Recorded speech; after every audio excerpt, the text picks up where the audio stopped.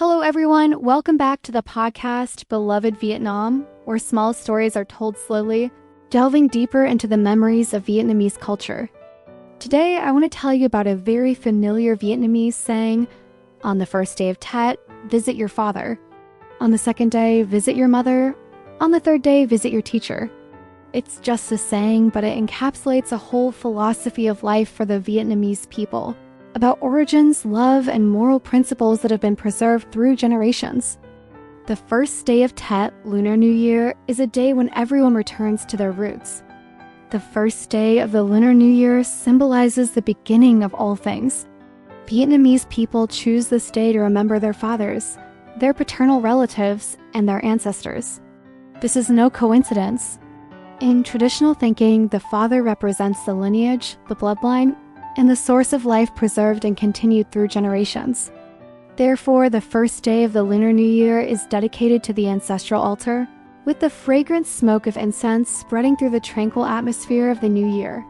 Children and grandchildren gather together, respectfully clasping their hands, offering prayers for peace and well-being in the new year, as a reminder that before venturing out into the wider world, we always have a place to remember, to cherish, and to return to. The second day of Tet, Lunar New Year, where love blossoms. If the first day of the Lunar New Year represents origins, then the second day represents love. It's the day Vietnamese people return to their maternal grandparents' home, to their mother's house. In the East Asian mindset, the mother is always the keeper of the family flame, the gentlest support, the all-encompassing embrace that allows us to return after long, arduous journeys. Therefore, the atmosphere on the second day is usually lighter and slower. Meals become more substantial and warm. Everyday stories are told leisurely without haste. In that place, no one needs to pretend to be strong or strain themselves for grand things. Simply being oneself is enough for a perfect first day of the year. The third day of Tet, Lunar New Year for teachers, when knowledge is placed equal to gratitude. In the minds of Vietnamese people, there has always been a special place for teachers. Teacher's Day on the third day of Tet is not simply a custom, but a silent affirmation that knowledge and morality are the foundation upon which a person can stand firm amidst the vicissitudes of life. In the early days of the new year, students visit their teachers, bringing small gifts and a heart full of gratitude. No need for flowery greetings or elaborate rituals. Just a simple inquiry, a warm cup of tea, a loving glance is enough to strengthen the teacher-student bond through the years. And in the 3 days of Tet, the third day concludes with, gratitude serves as a subtle yet profound reminder that, no matter how far you go in life, never forget the person who first lit the light on the path of knowledge that you have been and are still walking. Through that saying, the Vietnamese teach future generations to bow before their roots before venturing out into the world, to cherish love so they can always return to a place of refuge, and to value knowledge so they can grow up strong and resilient.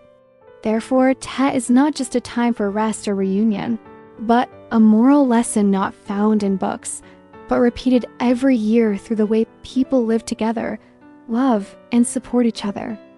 And then, during those Tet holidays, there's a small thing that always warms people's hearts, the tradition of giving lucky money.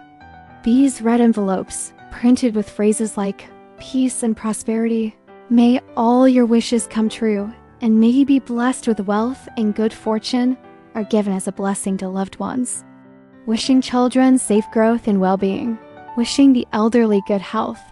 Wishing those working far from home a more prosperous new year.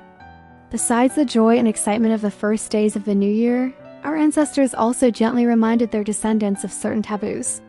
These include not sweeping the house on the first day, not breaking dishes, not saying unlucky words, and not getting angry or raising one's voice at each other. This isn't necessarily because they fear bad luck, but because everyone wants the new year to begin with completeness and peace. Ultimately, these taboos are a way for Vietnamese people to learn to speak gently, walk slowly, and keep their hearts calm during the first days of the new year. In the midst of modern life's hustle and bustle, we may no longer fully preserve all the old rituals. But as long as we remember the meaning of those 3 days of Tet, that is, to remember to return, to love, and to be grateful, then Tet has never truly gone.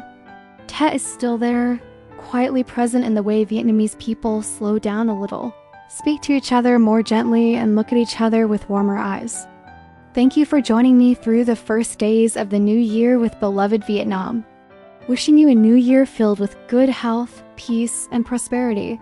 Enough peace to remember, enough love to cherish, and enough hope to move forward.